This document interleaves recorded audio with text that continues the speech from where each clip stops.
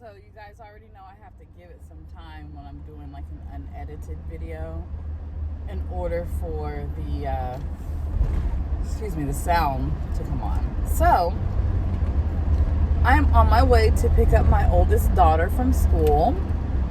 I just wanted to check back in with everybody for part 4 of what happened to my baby. So before I get into the video, you guys just be sure to subscribe. Just pardon hopefully this audio, pardon my audio, hopefully it's good, because I have my AC going because it's hot as hell in California today, y'all. It's 100 degrees and it's smoky, so that makes it like a million times worse. So hopefully my audio is good enough.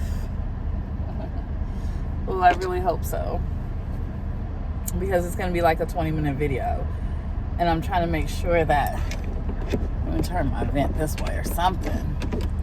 Hopefully that'll work.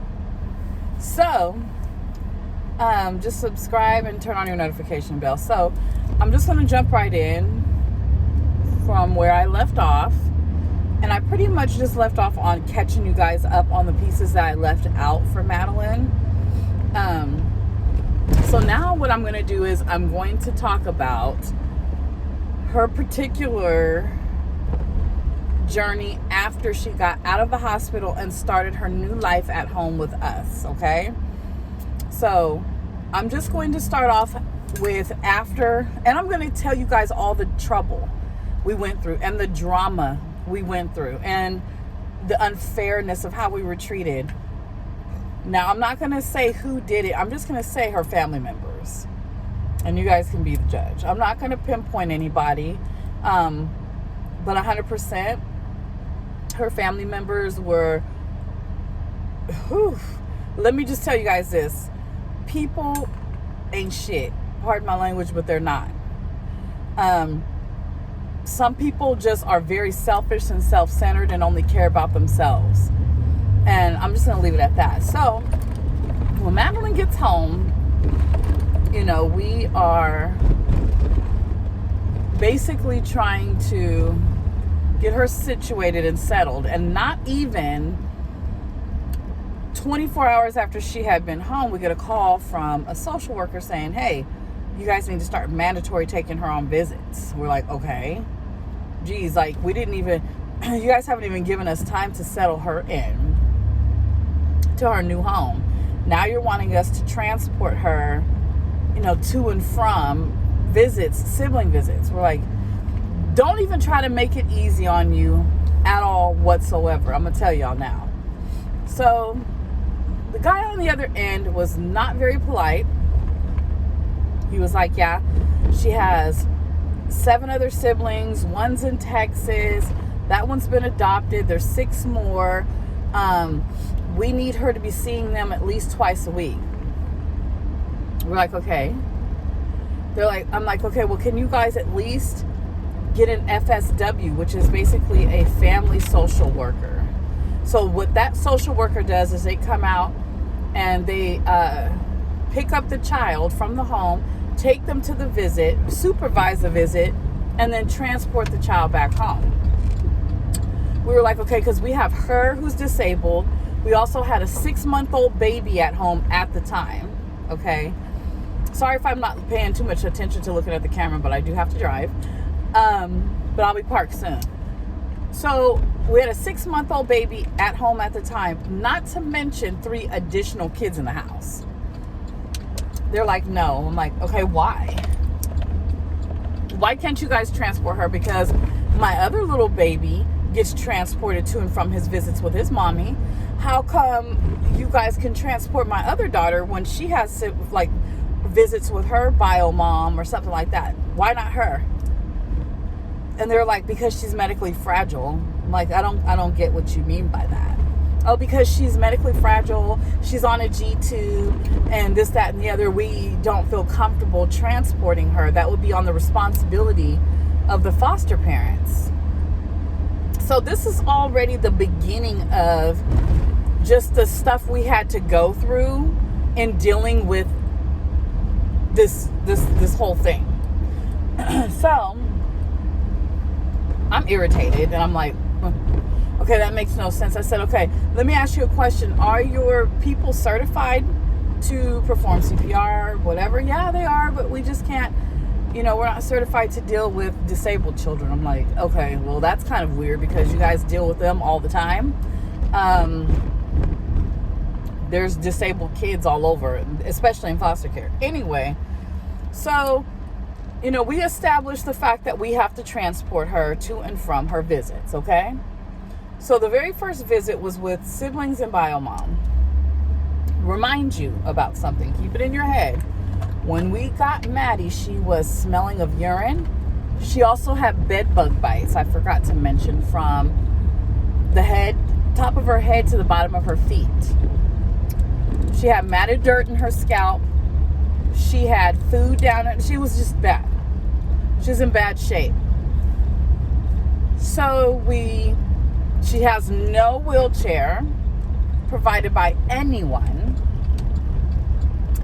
So we had to work on getting her a wheelchair. She had nothing, absolutely nothing when she came to us. The only thing that she had was a jacket and some clothes that she wore to the hospital. That was it. So, I'm going to park in the shade. So, we were like, okay,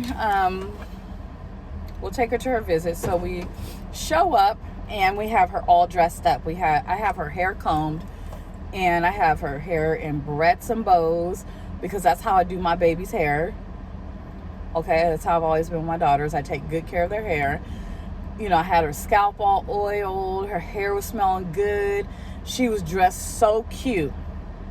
First thing that her family member looks at as soon as she walks in with the siblings is she starts staring me and my wife up and down with a very confrontational look on her face. And we're standing there like, okay, this is odd. We've done this before and this is not normal. So she's like going like this, like blowing her breath, and she's like making all these different noises, and I'm like, I wonder what her problem is. So I get on the phone with the social worker and I'm like, hey, the last I checked in the documentation, it states that you guys are supposed to protect the foster parents' identity, where they live, and everything about them. It's supposed to remain confidential, and it's bad enough you guys have already breached that. So here we are meeting with this person, and now they're giving us dirty looks and jumping on the phone and talking crazy, saying they have the nerve to have her hair in a ponytail. She has brain damage, and they have the nerve to put her in a stroller. She doesn't have a wheelchair. Like, just completely bashing us. They're not even the same. Like, they're a same-sex couple. How are they going to take care of her? Blah, blah. It was like, we stood there, you guys, and we were just like, are you kidding me? So we leave her for her visit. We come back to get her, and hold on. Let me back up. We leave her for her visit. We get a phone call 20 minutes after we leave the courthouse, and the social worker is like, Madeline is screaming her head off. We cannot get her to stop crying. She has not stopped crying since you guys have left. Her family member was trying to pick her up and console her. She was pushing her away. She doesn't want to have anything to do with her. Can you come and get her? I'm like, sure. So me and my wife are talking it over, and she's like, geez, what do you think that's all about? I'm like, I don't know. Maybe she senses something.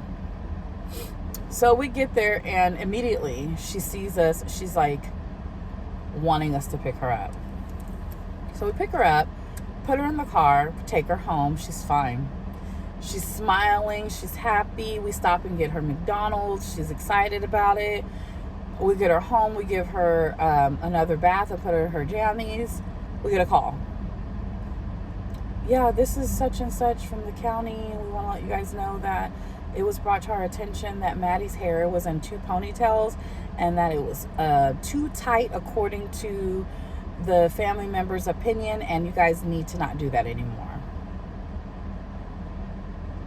I'm like, okay. So what are we supposed to do with her hair? She's like, well, just you. Unfortunately, you have to respect what the family's wish is, and just not put it too tight, I guess, or put it in one ponytail. I'm like, whatever. So as time goes on, as weeks go on, after Maddie gets home, she's attempting to get settled. She's happy with us. She loves us, and she starts to develop a detachment issue where she cannot be away from us. Anytime that we would try to leave her with her family member during a visit, she would cry, and she would scream cry. It wasn't like a regular just sitting there crying. She would be like screaming. And so it was very hard for her in the beginning to adjust to what was going on. And I could tell that at that time she would just much rather be at home with us.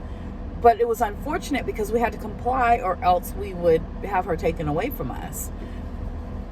So during those weeks, she's getting up in the middle of the night. She's vomiting because she's taking G-tube feedings through her belly. She's trying to adjust to this new feeding because, come to find out, her G-tube, since it had been placed, was not used once. Or maybe once. And that was about it. That means that she was not getting her nutrients through her tube how she was supposed to. So she was just getting adapted to how this whole feeding thing works. And it was making her nauseous. So unfortunately, she couldn't keep anything down.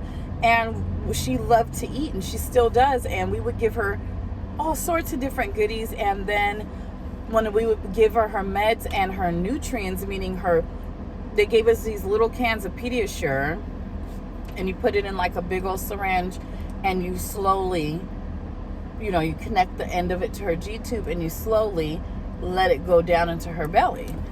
Whenever that happened, 15, 20 minutes later, or later on that night, she was just throwing up, and I felt so bad for her. So then she started to take her hands, and she would dig and pull and scratch at the dent in her head. And she did it so much one day that it left a bruise on her head. And so we were like, oh, great. Now she's got a damn bruise on her head. We have to be careful of what's going to happen. If she gets any visits, there goes the judgment, So we contact the social worker, tell her what's going on. She's like, okay. And she's like, can I see it? And I'm like, yeah. She comes over to visit. She wants to see it. I show it to her. She's like, not going to lie, I believe what you guys are telling me, but not going to lie, it was the word was passed along during a visit that she had that on her head, and now they're trying to make us check on you guys. Wait. I was like, what do you mean by that? She was like, they're wanting us to look into it. I said, well, then look. You're here now. What do you need to look at? What do you need to figure out?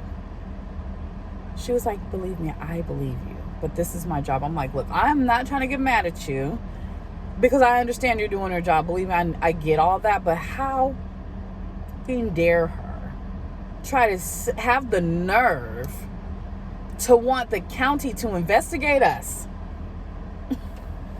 So, I'm hot, you guys. I'm mad. I'm furious. I'm like, are you kidding me?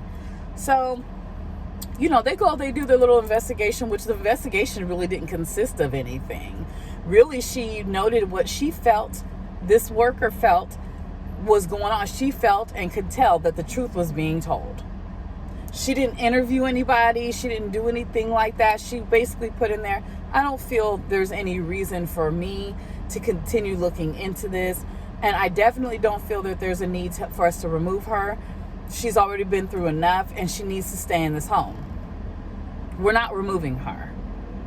So I was happy about that, and I could tell, okay, this social worker is on our side. She's there with us, because it made me the most upset and gave me a very angry, bitter feeling inside, and to where I didn't even want to continue to move forward with being a foster parent, because I was like, you've got to be kidding me. I had no idea that the ropes would be there would be so many of them. You know what I'm saying? Like, I didn't think that it would be this complicated. And this is not even just the beginning. This is literally just like this much. So after all that is said and done, you know, I'm reporting to the social worker. I'm like, you know, Maddie's having a hard time with her visits. She's having a great adjustment here at home, but she's having a hard time with her visits with her family member. She doesn't seem to have any problem when she's visiting her siblings, but this one particular person, she just can't.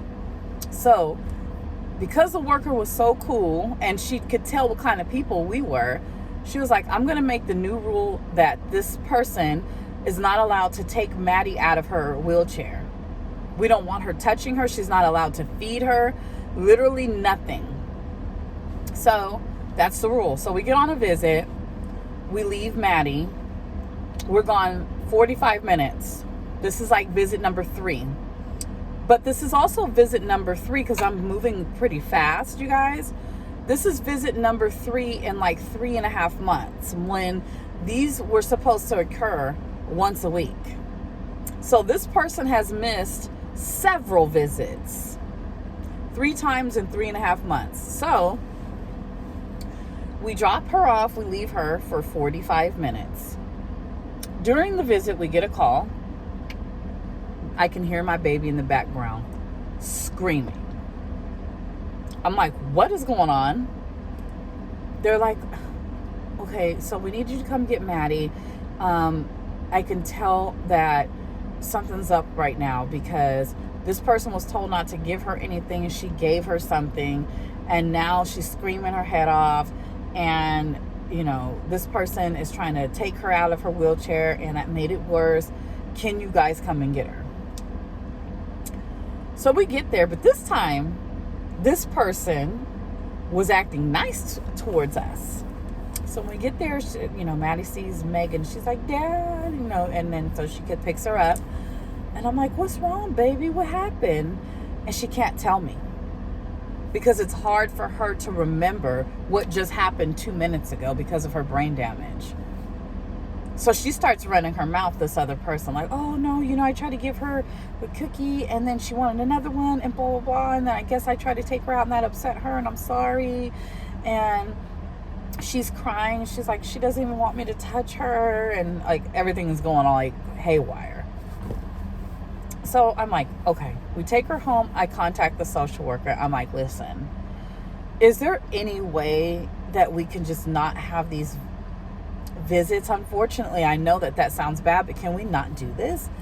She was like, I want to not do it, but we have to go through the chain of command, which is allow her to exhaust the services given to her, let her start skipping visits so we can remove them from her. But we cannot take them from her because legally she has the right. I'm like, okay, that's all good. So after that one incident, months go by, you guys. I'm talking about 6 months, no visits. Every week we would get a call. Hey, today's the day. We're like, okay. We get up, get her dressed, take her down, wait. Time comes and goes. They're like, okay, if she's not here 10 minutes after the time, call it a missed visit. So we're like, okay, call it a missed visit. Every single time. It just kept going and going for 6 full months. Finally, they revoked them. They're like, visits are done. You're given your chances. Don't try to come back. But if you do, we'll give them back to you. But you had your chance, right? We're happy. We're like, yes, we have her all to ourselves now. We don't have to worry about disrupting her regular life, because it was actually very traumatizing for her to keep getting put in and out of the car, not knowing where she was going. And then when she would get to this person, she would start crying. All this movement, all this getting her dressed she was just like, what is going on? So during the 6 months after they closed those out, Literally. After they close those out 2 weeks later, this person requests a visit. We're like, okay, what do? This is Christmas time. I'm fast forwarding. This is to Christmas. That's by the time that, this person was able to do another visit. It's Christmas. So I'm like, okay, let's go. So we get my baby down there. It's Christmas time. We're in the waiting room.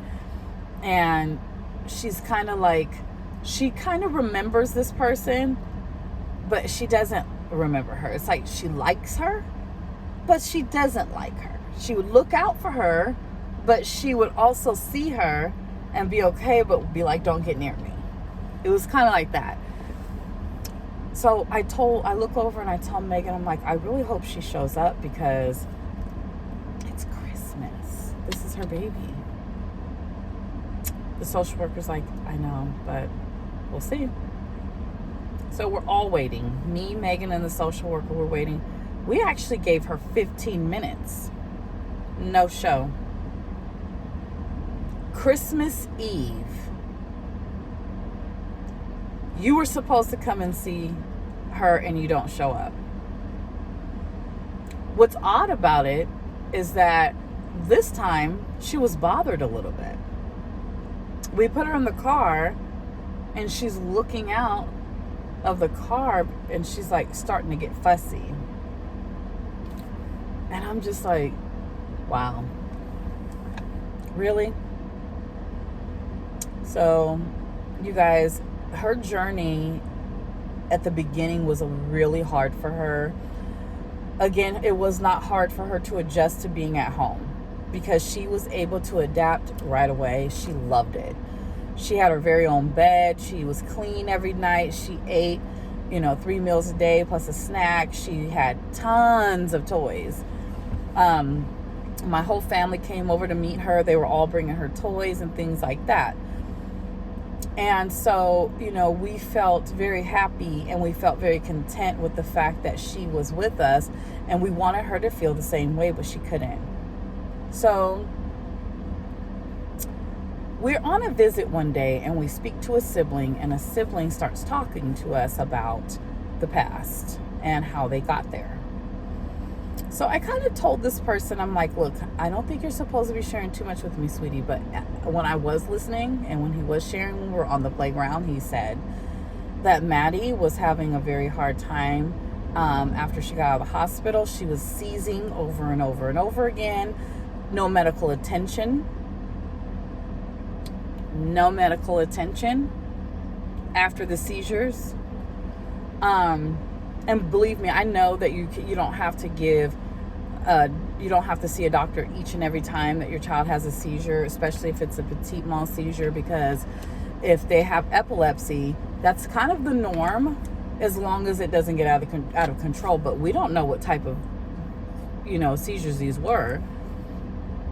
And he was also saying that you guys are so nice to her. You guys always have her in pink and purple. And she dresses so pretty, and she was always in a diaper when she was at home with us. People would ask if she was a girl or a boy when they would come over to see her. So it just kind of further let me know what I already knew. But hearing from the siblings who knew firsthand everything that was going on there, they really confirmed everything. And, even during this time, you guys, certain siblings that are with certain people are also being mistreated. So I got to give you guys that information too, because we ended up stepping up in the middle of some of her siblings being bounced around from one place to another. And we said, look, we need those two with us. And we don't care what we have to go through. We're going to get them with us. So it's really been a long, long road for Maddie, you guys. She has been through hell and back. And I just really commend the strength in her, because she's been through too much. So we have adopted her, of course, and now she's ours, and we have no more worries. But when we were fostering her, we were constantly scared that someone was going to come and get her from us, because we were dealing with so much drama, and we were dealing with constant ridicule and constant like put downs from the family, as if we were the bad people. So it made it complicated. We're already dealing with a disabled child, so it made it even worse when we couldn't even love her right, because everything we did, we were judged, when it really shouldn't have been us who was judged in the first damn place. So that's another part, you guys. But this part was mostly focused on her when she got home. That's kind of what I wanted to catch you guys up on, but I haven't even began to tell you the things that we found out during her adoption process, of what she had suffered through during her stay after her brain surgery. And what I mean by that is during her stay of being at home. So then we will also move on to her two brothers that we adopted and what they have suffered through, you guys, because we have had them for a year now. We adopted them immediately, and they have so much trauma, and they suffer so hard from what they've seen. And I'm not kidding. Their suffering is really bad. Really bad. And it's a very huge process on a daily basis to help these little guys get through life every day. So stay tuned for part 5, you guys. I'm going to kind of sum up Maddie's story, and then I will start to add in the trauma piece of it, so you guys can know, what's going on with these little guys. And maybe some advice, maybe a couple little pieces. I mean, I got it under wrap, but sometimes a little word or two might help, because unfortunately they're suffering too, and they are ages 5 and 8 right now. So those two boys are really, really tough kids, and they have heard and seen too much. So this was a long video, you guys, but I appreciate you guys staying tuned for it. I really appreciate y'all. You don't even understand how much I appreciate y'all listening to this and sharing it, and just continue to share it, because I think that her story deserves to be heard. And then I will tune in with you guys for part 5. And her birthday is on Sunday, so I'm going to post some video footage of her birthday. We're going to be celebrating her, 7 years old, and we've been having her since she was almost 3. So, I get so happy and so emotional every birthday we celebrate, and she's still here. Bye, you guys. I will talk to y'all later. I will put up some more footage, and stay tuned for part 5. Bye, y'all.